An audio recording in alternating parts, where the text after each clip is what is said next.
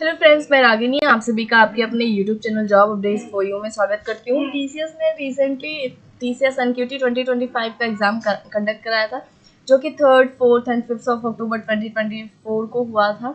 सो expected result date क्या होगी, सो expected cut off क्या है। So expected result date 26 of October 2024 है। सो एक्सपेक्टेड कट ऑफ क्या है, इस वीडियो में आगे डिस्कस करेंगे। कुछ एफएक्यूज क्वेश्चन है अपने foundation section, advance section and coding section में से अगर आपने फाउंडेशन नहीं किया है तो एडवांस एंड कोडिंग करके क्या आपका सिलेक्शन होगा या नहीं, या आपने कौन से सेक्शंस को करके आपका सिलेक्शन होने वाला है या नहीं होने वाला है, आगे वीडियो में डिटेल में डिस्कस करेंगे। सो वीडियो लास्ट तक देखिएगा। आइए आगे डिटेल्स डिस्कस करते हैं। सो गाइस, आगे वीडियो में बढ़ते हैं। TCS NQT exam pattern and cut off क्या है वो डिस्कस करते हैं। सो आपको ऑलरेडी पता है टीसीएस एनक्यूटी में 2 सेक्शंस होते हैं, foundation section and advance section. So foundation section में आपकी न्यूमेरिकल एबिलिटी है एंड वर्बल एबिलिटी है, रीजनिंग एबिलिटी है। सो आपको न्यूमेरिकल एबिलिटी में टोटल नंबर ऑफ क्वेश्चंस आपकी 20 है एंड आपको 25 मिनट्स टाइम ड्यूरेशन अलॉट किया जाता है क्वेश्चंस को सॉल्व करने के लिए। वर्बल एबिलिटी में टोटल नंबर ऑफ क्वेश्चंस 25 है एंड आपको 25 मिनट्स का टाइम ड्यूरेशन अलॉट किया जाता है। सो रीजनिंग एबिलिटी में भी आपके टोटल नंबर ऑफ क्वेश्चंस 20 है एंड आपको 25 मिनट्स का टाइम ड्यूरेशन अलॉट किया जाता है।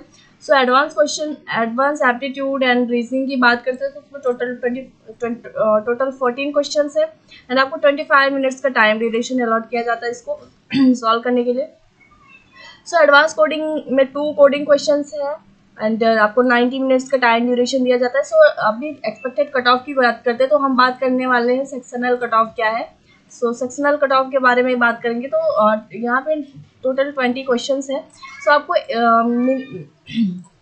एटलीस्ट 8 to 10 क्वेश्चन आपको सॉल्व करने हैं न्यूमेरिकल एबिलिटी में, एटलीस्ट 8 to 10। सो ये एक्सपेक्टेड कट ऑफ है गाइज, वेरिएबल हो सकते हैं कट ऑफ क्या जो भी है। वर्बल एबिलिटी की बात करते हैं तो वर्बल एबिलिटी में आपको 12 to 15 क्वेश्चंस एटलीस्ट करने हैं, 12 to 15। Okay, so reasoning ability की बात करते हैं तो टोटल नंबर ऑफ क्वेश्चंस 20 हैं।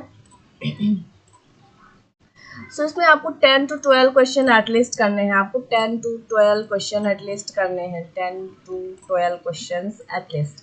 सो न्यूमेरिकल एबिलिटी में आपको एटलीस्ट 8 to 10 क्वेश्चंस करने हैं, आपके सेक्शनल कट ऑफ हो सकते हैं। वर्बल एबिलिटी में आपके कट ऑफ 12 to 15 हो सकता है। रीजनिंग एबिलिटी में आपका एक्सपेक्टेड कट ऑफ 10 to 12 हो सकता है। गाइस, ये कट ऑफ वेरिएबल है क्योंकि हायरिंग होती है इसमें, जो भी एनक्यूटी हायरिंग होती है इसमें बहुत सारे कैंडिडेट्स को हायर किया जाता है। सो जो भी उनकी रिक्वायरमेंट है, कैंडिडेट्स की रिक्वायरमेंट है, जितनी वैकेंसी है उसके अकॉर्डिंगली ही वो कैंडिडेट को सेलेक्ट करते हैं। तो अगर उनकी हायरिंग या उनकी जो रिक्वायरमेंट है वो फुलफिल नहीं हो रही, अगर उनकी वैकेंसी फुलफिल नहीं हो रही है तो वो कट ऑफ को और भी कम कर सकते हैं। सो आप अगर आपने ऐसा नहीं हो, आपको रिजल्ट आने तक आपको होप रखना है, आपको होप लूज नहीं करना है। सो ऐसा भी हो सकता है आपके नंबर्स कम आए हो सकता है कि आपने 6 या 7 क्वेश्चंस किए हो फिर भी आपको मेल आ गया हो सिलेक्शन का, तो पॉसिबिलिटी है। सो आपको होप लूज नहीं करना है। सो बात करते हैं एडवांस एप्टीट्यूड एंड रीजनिंग में आपका सेक्शनल कट ऑफ क्या हो सकता है, तो इसमें एटलीस्ट आपके 6 to 7 क्वेश्चंस आपके होने चाहिए। और एडवांस कोडिंग क्वेश्चंस करने हैं तो एडवांस कोडिंग के बारे में बात करते हैं तो उसमें 2 कोडिंग क्वेश्चंस है। अगर आपने 1 कोडिंग किया तो आपको डिजिटल रोल का ऑफर मिलेगा, डिजिटल रोल आपको ऑफर किया जाएगा। अगर आपने दोनों कोडिंग क्वेश्चंस कर लिए तो आपको प्राइम रोल का ऑफर दिया जाएगा, प्राइम। ओके, तो अगर आपने 1 कोडिंग क्वेश्चन किया तो आपको डिजिटल रोल का ऑफर दिया जाएगा ना, अगर आपने दोनों कर लिया तो आपको प्राइम रोल का। तो आपने आपका सेक्शनल कट ऑफ क्या हो रहा है या आया हो तो आपको समझ में आया होगा ये।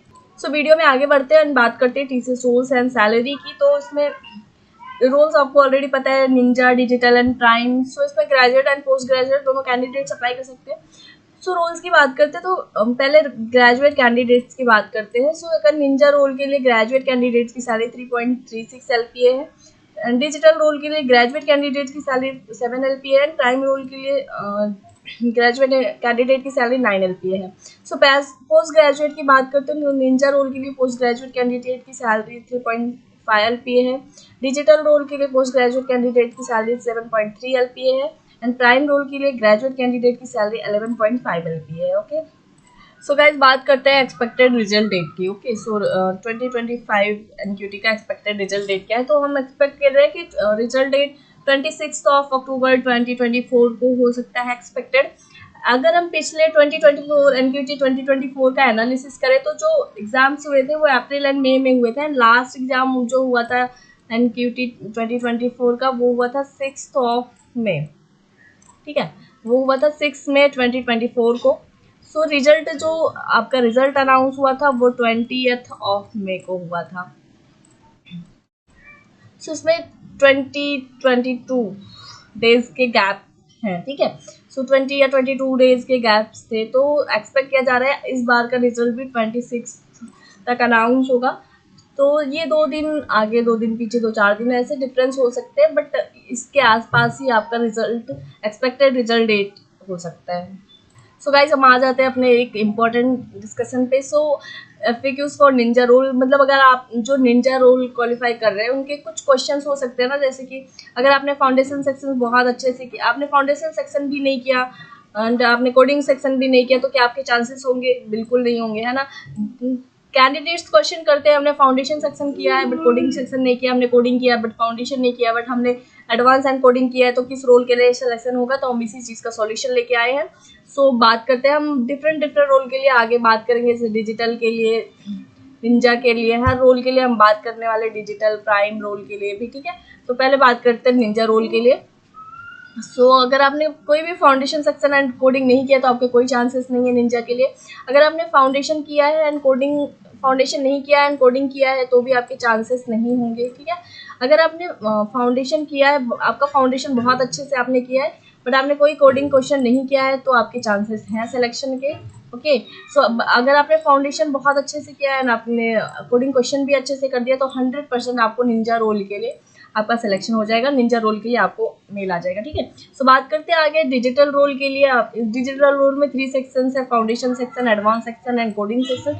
सो आपके रोल सिलेक्शन में चांसेस क्या है वो बात करते हैं। तो अगर आपने foundation section, advance section, coding section कोई भी नहीं किया तो आपके सिलेक्शन नहीं होगा, डेफिनेटली नहीं होगा। अगर आपने फाउंडेशन नहीं किया है, एडवांस भी नहीं किया, सिर्फ कोडिंग क्वेश्चंस किए तो भी आपका सिलेक्शन नहीं होगा। अगर आपने फाउंडेशन नहीं किया, एडवांस सेक्शन किया है बट फिर कोडिंग भी नहीं किया है, तो भी आपके चांसेस नहीं है, फिर भी आपका सिलेक्शन नहीं होगा। अगर आपने फाउंडेशन बहुत अच्छे से किया है but advance and coding section भी नहीं किया है, तो भी आपका सिलेक्शन नहीं होगा। सो आगे बात करते हैं, फाउंडेशन आपने नहीं किया है बट आपने एडवांस एंड कोडिंग किया है, तो आपके सिलेक्शन के चांसेस बढ़ जाते हैं, 50-50% आपके चांसेस हो जाते हैं डिजिटल रोल के लिए। सो अगर आपने फाउंडेशन बहुत अच्छे से किया है बट आपने एडवांस सेक्शन नहीं किया है एंड आपने कोडिंग क्वेश्चंस किए हैं, फिर भी आपके चांसेस डिजिटल रोल के लिए हाई हो जाते हैं। अगर आपने foundation section and advance section किया है बहुत अच्छे से बट आपने एक भी कोडिंग क्वेश्चन नहीं किया है, तो आपके सिलेक्शन के चांसेस कम हो जाते हैं, आपको डिजिटल रोल के लिए सिलेक्शन नहीं होगा, आपको निंजा रोल का ऑफर आ सकता है। अगर आपने फाउंडेशन सेक्शन किया है, आपने एडवांस सेक्शन भी किया है, आपने कोडिंग सेक्शन भी किया है, एक कोडिंग क्वेश्चन भी आपने सॉल्व किया है, तो आपका सिलेक्शन 100% हो जाएगा डिजिटल रोल के लिए। सो आगे बात करते हैं प्राइम रोल के लिए। सो प्राइम रोल में सेम, आपने फाउंडेशन किया है, नहीं किया है, एडवांस भी नहीं किया, आपने एक भी कोडिंग क्वेश्चन नहीं किया, तो आपका डेफिनेटली सिलेक्शन नहीं होगा। सेकंड केस है, आपने फाउंडेशन सेक्शन नहीं किया, आपने एडवांस सेक्शन नहीं किया बट आपने 2 कोडिंग क्वेश्चंस किए हैं, फिर भी आपका सिलेक्शन नहीं होगा। अगर आपने फाउंडेशन सेक्शन भी नहीं किया है बट आपने एडवांस किया है, आपने कोडिंग एक भी नहीं किया, फिर भी प्राइम रोल में आपका बिल्कुल सिलेक्शन नहीं होना है। अगर आपने फाउंडेशन बहुत अच्छे से किया बट आपने एडवांस नहीं किया है एंड आपने कोडिंग भी नहीं किया है, तो भी आपका सिलेक्शन नहीं होगा। अगर आपने फाउंडेशन बिल्कुल नहीं किया बट आपने एडवांस किया है एंड 2 कोडिंग क्वेश्चन किए, फिर भी आपका प्राइम रोल के लिए सिलेक्शन नहीं होगा। अगर आपने फाउंडेशन सेक्शंस बहुत अच्छे से किए हैं बट आपने एडवांस नहीं किया है एंड 2 कोडिंग क्वेश्चंस कर लिए हैं, फिर भी आपका सिलेक्शन का चांसेस नहीं है। अगर आपने foundation section and advance section कर लिया है बट आपने कोडिंग सेक्शन नहीं किया है, तो भी आपका सिलेक्शन नहीं होगा। अगर आपने फाउंडेशन सेक्शन कर लिया एंड एडवांस सेक्शन भी कर लिया, दोनों कोडिंग क्वेश्चन सॉल्व कर लिए, तो डेफिनेटली 100% आपका प्राइम रोल के लिए सिलेक्शन हो जाएगा। सो गाइस वीडियो में आगे बढ़ते हैं, डिस्कस करते हैं कुछ FAQs जो कि कैंडिडेट्स के द्वारा पूछे जाते हैं।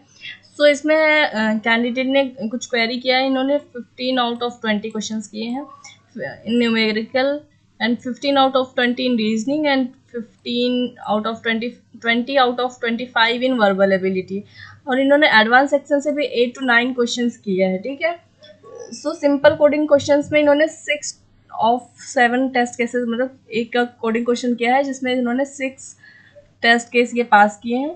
दूसरा कोडिंग क्वेश्चन इन्होंने नहीं किया, probably I will get ninja only और is there any chance to of digital. So guys, so आपके 50-50% चांसेस हैं डिजिटल रोल के लिए, एंड मोस्ट प्रोबेबली आपके निंजा रोल के लिए चांसेस हाई है। ओके, सो आगे बात करते हैं कुछ और FAQs के।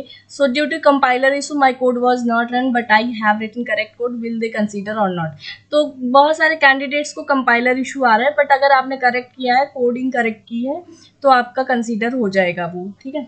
सो I solve 2 coding question but 1 test case was failed from each, is I am going to select और नॉट। सो गाइज, अगर आपने दोनों कोडिंग क्वेश्चन किया है बट एक आपका टेस्ट केस फेल हुआ है, बाकी से 6 टेस्ट केसेस आपने पास किए, तो आपके सिलेक्शन के चांसेस हैं।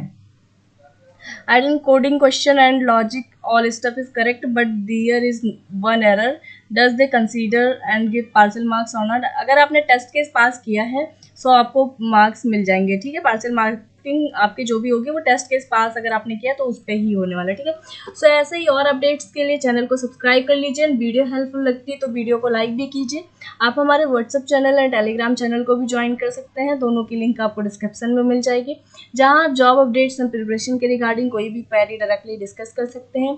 साथ ही साथ आप हमारे लिंक्डइन पेज एंड इंस्टाग्राम को भी फॉलो कर सकते हैं, उसकी भी लिंक आपको डिस्क्रिप्शन में मिल जाएगी।